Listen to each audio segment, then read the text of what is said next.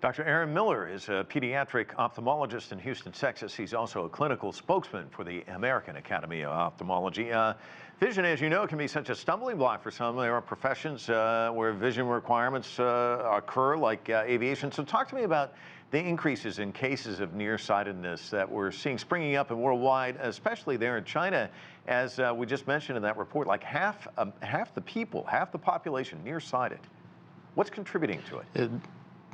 Well, it's multiple factors. I think that you've addressed one of the big and upcoming health issues for the world for the coming 10 to 20 years. Nearsightedness is something that is increasing in numbers. In the United States, it's a high number of 30 to 40% of the population, but as you mentioned, in China, this is a much higher number.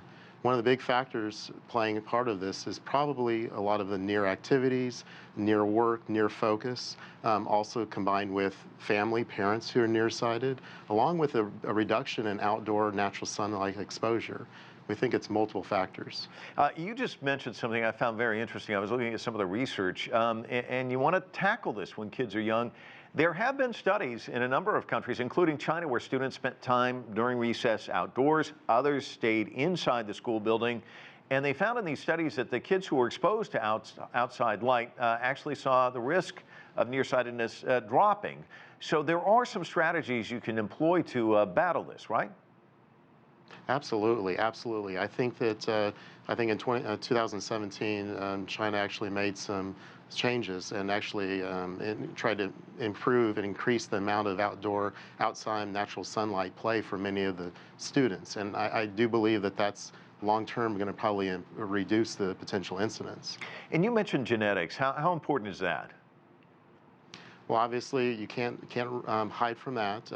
Your mother and father play a big role in sort of your eyes and how they are going to be. So if you have a parent, or definitely if you have both parents that are nearsighted, there's a really good chance that the child is also going to be nearsighted. So if you add genetics to the environment we live in now, I mean, I know when you were a kid, when I was a kid, my parents used to say, get out and play outside. We don't hear that much now.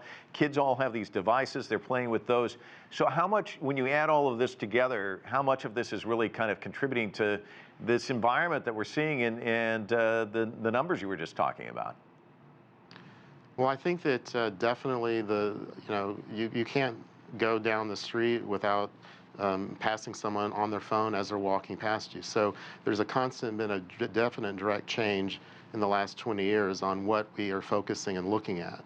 There's a lot more near focus, a lot more people focusing on things. And then the trade-off is you have a lot more intensity as far as schoolwork, focusing on qualifying for scholarships and other educational programs across the world. And so there's a lot more pressure on children to do better in school, to provide a long-term success. The downside is that this increased pressure, these increased changes could actually harm them long-term from a visual standpoint. China's got a goal. They want to reduce these numbers by 2030. Do you think they can hit that target? And what do they need to do that, do you think? Well, I think they've already done a lot of the things that started that process by, mandating just more outdoor play for the students, trying to reduce the workloads and the near work that students are doing. So I think those things are definitely a good starting point. I think that, the goal is, I believe, to have 3% of 6-year-olds or less to be nearsighted. And so that's a lofty goal, but I think they're making the right changes, and we'll just have to see over the coming years about how much change they can actually impact. Because that change at the young age can make a huge difference long term. Dr. Aaron Miller joining us from Houston, Texas. Thanks so much.